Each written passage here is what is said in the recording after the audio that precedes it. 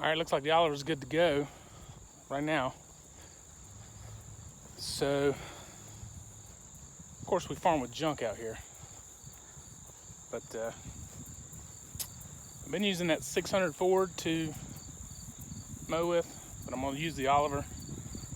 The 600 Ford drive shaft is like all beat up, and the spring pin on the yoke on the mower is messed up, so I've put a 3/8 bolt with bushings and stuff through there. So you have to slide it on and then put the bolt through, and it locks it into the, the locking place on the PTO shaft. So anyway, that's what we're gonna do. And the one on the 600 was so beat up it pulled the shaft out. So you see, this is my mower right here. On the yoke, it's hard to see, but you can see I got a bushing in there instead of the pin, because the pin fell out. You can buy a new yoke. I went to Tractor Supply and priced one, and it was $65, and that's without the U-joint. I was like, I know. So I pulled it out, stuck it on the back of the 600. The 550 Oliver, and it seems to be all right. So I was wanting to use the Oliver anyway to mow because it's got a lower gear. I've used the 4000 to mow before, but 4000 is just too big for that mower, the 501 mower. So we're gonna use I'm gonna crank up the 550, hook up the mower to it, get it ready, see about mowing some hay. Hooked up, brought up here to the shop.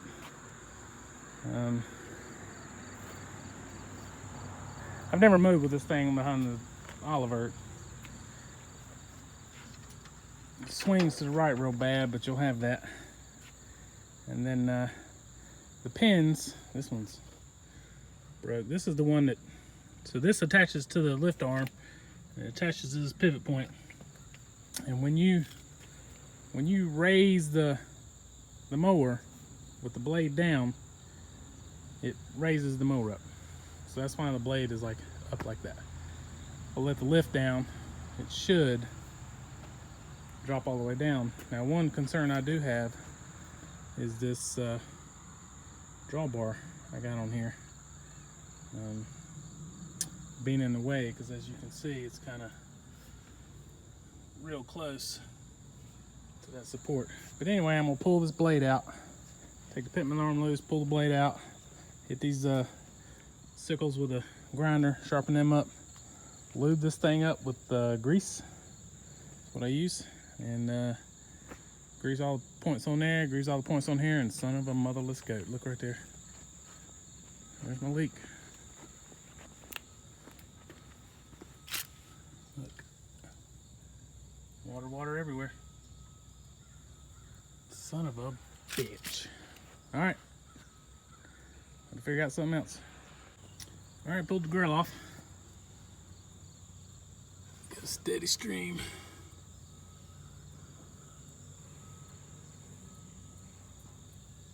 Of course, this spot's messed up anyway, and it's leaking from up here.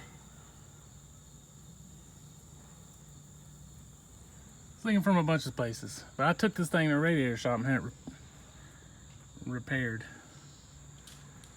So, back to the drawing board. I gotta figure out what I'm gonna do because I'm mowing hay today. Can't use the 600. I guess I'm gonna have to put it behind the 4000. It's the only option I got. I have to wait for this thing to cool down. I'll go ahead and take the drop the damn mower off, and that's where we're at. It's just another day on the farm, man. Well, I got the mower disconnected. I'm gonna pull this thing back into the shop where it's been sitting for like weeks when I was gonna work on it. I like them air quotes. Anyway, this thing's a real pain in the ass. If you watch any other videos, the body, front, everything's mounted to the radiator. These all bolt to the radiator, and it all kind of holds it all together. So you gotta take the whole front end apart to get the radiator apart. It's a real pain in the ass. Anyway, that's where we're at. But I'm not gonna do that now. Now I'm gonna move it out of the way, stick it back in here, and just get to 4,000, hook it up to the mower, start mowing. Well, just for shits and giggles, I decided to look on eBay, see how much a new radiator is for Oliver 550. $450 plus shipping. So I will be pulling this one out and trying to repair it one more time. The guy charged me, he's a friend of mine, he charged me 60 bucks to repair it. There's his air quotes again. And I'll take it back to him. He might tell me it's junk. I mean, that thing's probably 60 years old, who knows. Anyway, that's where we're at for now, and then I'm gonna leave it here for now. I really would like to get this tractor running. I spent a lot of time and effort into this tractor. My other videos, put a new head gasket on, did a lot of work to this thing. It's sat for like 5 years. I really put a new PTO shaft seal in there, changed the fluids, put new transmission fluid, I mean everything. And I really would like to use this tractor. It runs, you heard it, purrs like a kitten. So we'll probably end this video here, and I'll make a part 2 where we mow hay. All right guys, thanks. Okay, after a lot of struggle and a tremendous amount of cussing and kicking, I've gotten this thing ready to go to the field. So, sweeper on there, see how that works. So yeah, let's go see what happens. All right, done with this field. It's not a big field. This thing mowed good. I was pleasantly surprised how it handled behind the 4,000. Honestly, I probably should be using the 4,000 the whole time because it really cuts down on the vibration. I'm sure the Oliver will be fine too because it's a heavier tractor than the 600, but plus the Oliver has live PTO and the 4,000 has live PTO, the 600 does not. So I am going to pick this up, give me a bite to eat, and I'm gonna head down to the field, which is on the other side of these trees. So there we go. Also, I'll show you, I ran over a big yellow jacket's nest too. Let's go see it. Where? Anyway, so I don't want to disappoint, I'll show you another one that's in my yard. Someone's already dug it up, possum or something.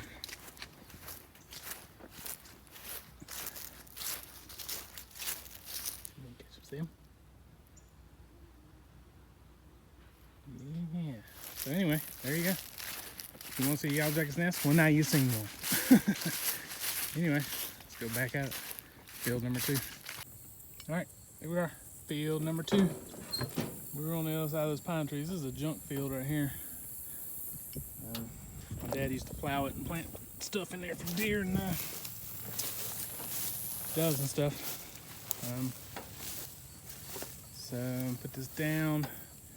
There's usually a bunch of limbs and stuff underneath that big oak tree down there, so we'll go check that for limbs. Here comes my dad.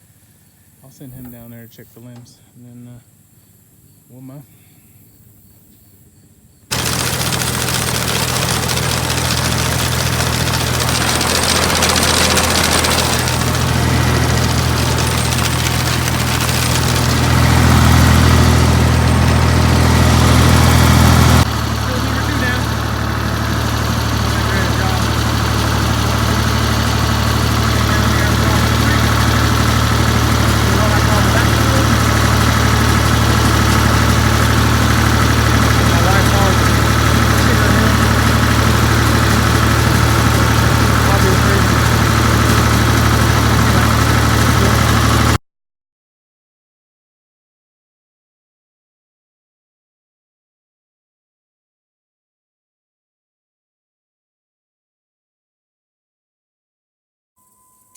Well, that's a wrap on the cut.